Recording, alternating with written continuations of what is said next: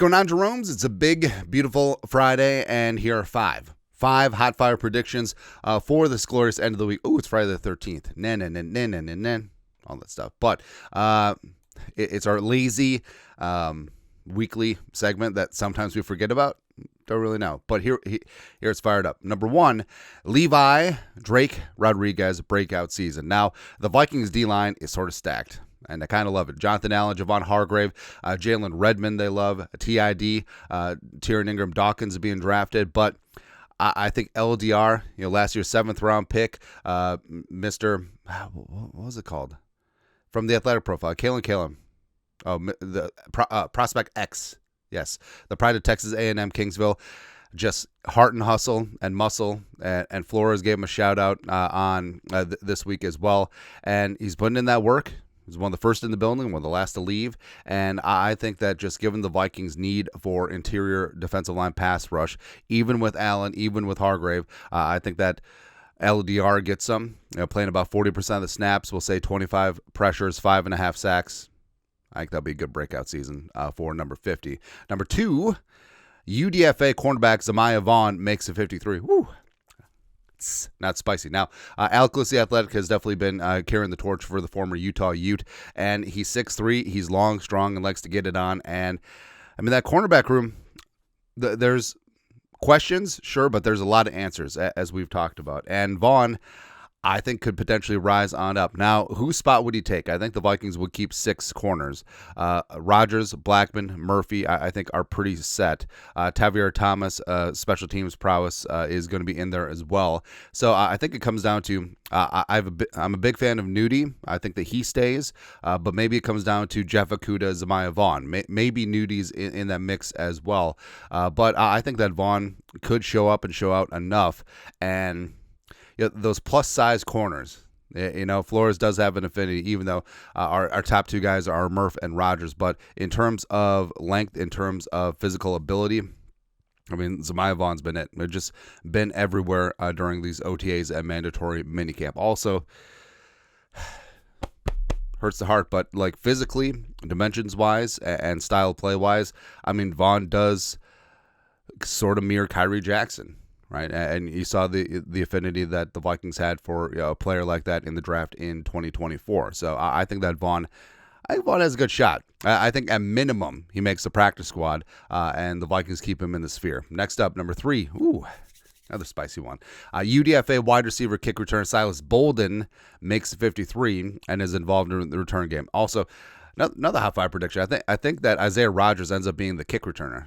At least partially, even though you don't want your starting corner being a kick returner, but Coach Hack going to bat for him, Rodgers all up in there. But Bolden as a punt and kick returner and sort of a scat back gadget receiver, I mean, certainly could be interesting. And pride of Oregon State, pride of Texas, he's small, but he really reminds me of David Palmer. Remember him from back in the day, formerly at Alabama? Roll Tide. And Bolden, I think, has to make some hay, right? So there's a strata of players over the last couple of years, undrafted guys, Lucky Jackson, Deshaun Jones, Thayer Thomas, that he has to get through. But I think that his return ability will carry the day. Now, this really does hinge on Rondale Moore as well, because if Moore is good to go, I think that they would keep him on the 53. The ties go to the veterans, but Bolden has to show up and show and impress. And maybe the Vikings carry 6 receivers: Jefferson, Addison, Naylor, Rondale, Ty Felton, Silas Bolden, especially with Addison facing that suspension. Maybe Tim Jones is in that mix too. Don't know. But either way, like, things have to shake out. And I actually think that there's about 3 or 4 UDFAs that have a good shot of making the 53, which says a lot about them, especially since the Vikings roster is stacked. I think Tyler Batty has a chance as a defensive lineman, as well as I think that Logan Brown has a chance as a backup tackle. So there you go. Next, number 4, Christian Darrisaw is ready week 1. Now, the Vikings under Kevin O'Connell and this medical staff, they're notorious for taking things slow. I just want to take it nice and slow, getting guys back from injuries. It's smart. It's very smart, especially beginning of the year, middle of the year.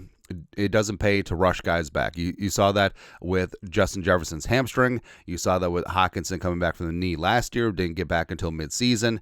The Vikings are very cautious about getting players to 100% before they're on the field. But I think Darrisaw is just a freak, man. All right, so yeah, he's out there with the bulky brace right now during mandatory minicamp. Another 6 weeks to heal up, some training camp. I think that he's a part of the latter stages of training camp, and I think that he's ready for week 1 to start the season. And Darrisaw, week 1 would be 10 months, 14 days removed from this ACL, MCL, and getting shredded, but he's just that dude. He's only going to come back stronger. Like, he's going to be 2012 Adrian Peterson coming back from that ACL. That's what Darrisaw is going to do. He's going to be all pro in 2025. Woo! Feels good to say. Lastly, Addison 1,000-yard season. Now, this does take into account that he's likely going to be facing a 3-game suspension. So in 14 games, he's putting up 1,000 yards, right? And, J.J. McCarthy, first-time starting quarterback. Justin Jefferson just getting mobbed by 2 or 3 defenders all the time.